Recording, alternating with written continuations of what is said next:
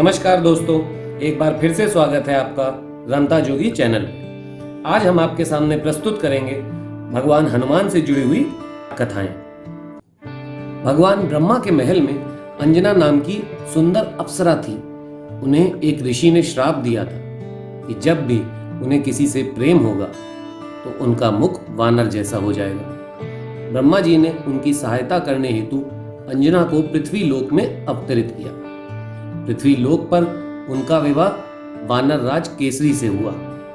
क्योंकि अंजना भगवान शिव की भक्त थीं, इसलिए उन्होंने भोलेनाथ को प्रसन्न करने के लिए तपस्या की। महादेव प्रसन्न हुए और अंजना ने शिव जी से उनके पुत्र रूप में जन्म लेने का वरदान मांगा, जिससे कि वो ऋषि द्वारा दिए गए श्राप से मुक्त हो जाएं।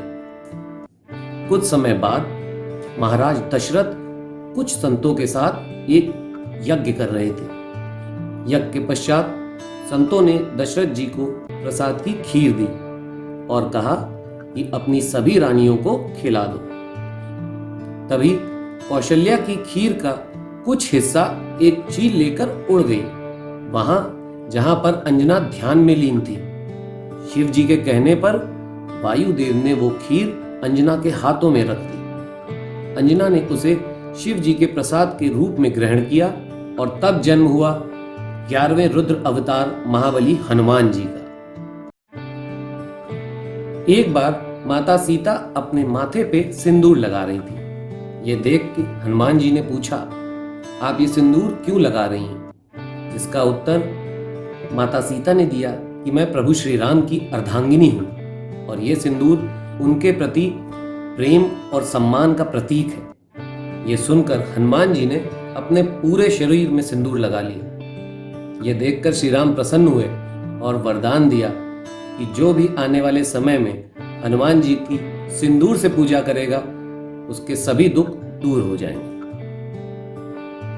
लंका युद्ध के बाद हनुमान जी हिमालय चले गए और वहां पे अपने नाखूनों से दीवार पर राम कथा का अपना संस्करण लिखा।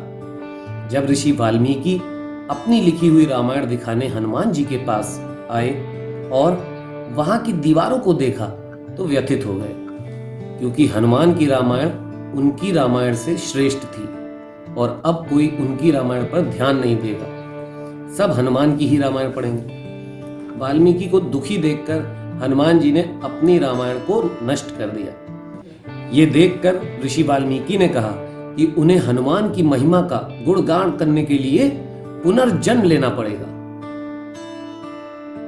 एक बार सीता माता ने हनुमान को एक सुंदर सा हार उपहार के रूप में दिया।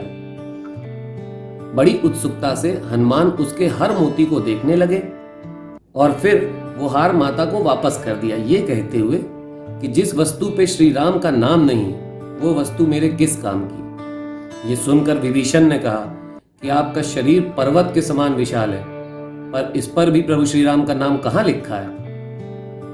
ये सुनकर हनुमान जी ने अपने सीने को चीर कर दिखाया, उसमें श्री राम और माता सीता की छवि प्रकट हुई। संस्कृत में हनु का अर्थ मुख होता है और मन का अर्थ विकृत।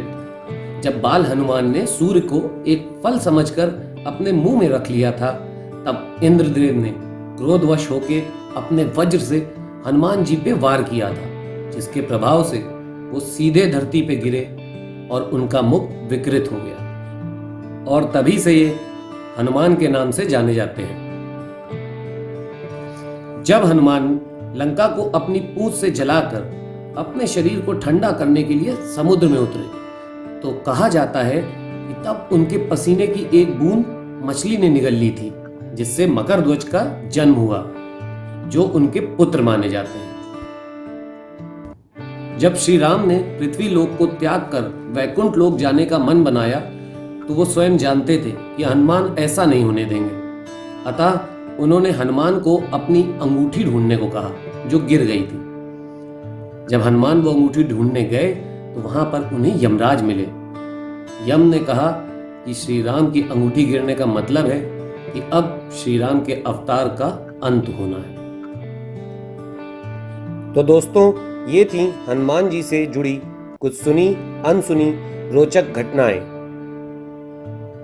जय श्री राम, जय हनुमान।